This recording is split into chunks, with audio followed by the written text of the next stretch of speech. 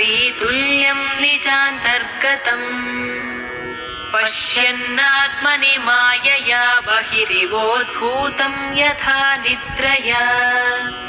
यः साक्षात् कुरुते प्रबोधसमये स्वात्मानमेवाद्वयम् तस्मै श्रीगुरुमूर्तये नमः इदं श्रीदक्षिणामूर्तये तस्मै श्रीगुरुमूर्तये नमः इदं श्रीदक्षिणामूर्तये बीजस्यान्तरिवाङ्कुरो जगदिदं प्राङ्निर्विकल्पं पुनः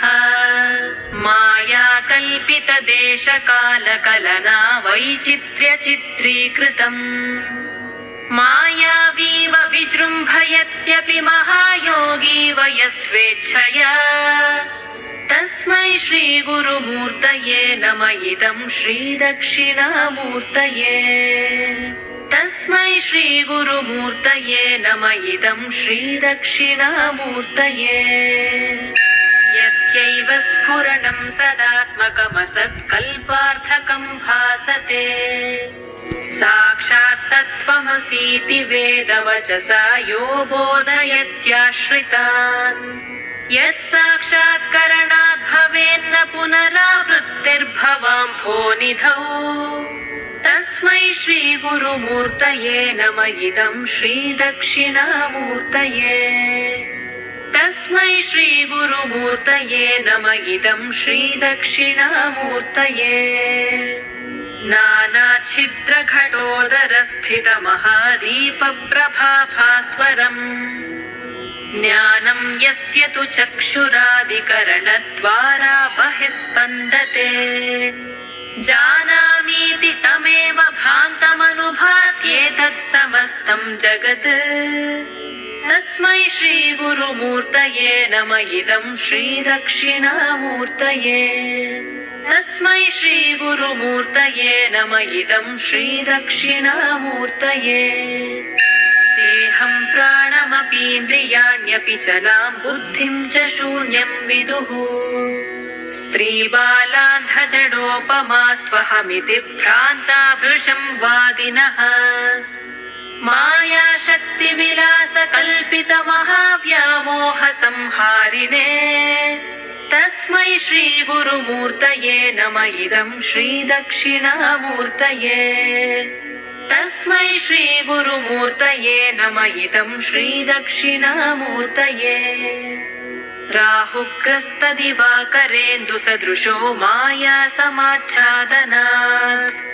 सन्मात्रः करणोपसंहरणतो यो भूत्सुषुप्तः पुमान्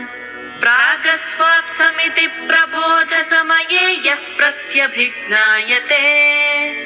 तस्मै श्रीगुरुमूर्तये नमः इदं श्रीदक्षिणामूर्तये तस्मै श्रीगुरुमूर्तये नमः इदं श्रीदक्षिणामूर्तये बाल्यादिष्वपि जाग्रदादिषु तथा सर्वास्वस्थास्वपि व्यावृत्तास्वनुवर्तमानमहमित्यन्तः स्फुरन्तं सदा स्वात्मानं प्रकटीकरोति भजतां यो मुद्रया भद्रया तस्मै श्रीगुरुमूर्तये नमः इदं श्रीदक्षिणामूर्तये तस्मै श्रीगुरुमूर्तये नमः इदं श्रीदक्षिणामूर्तये विश्वं पश्यति कार्यकारणतया स्वस्वामि सम्बन्धतः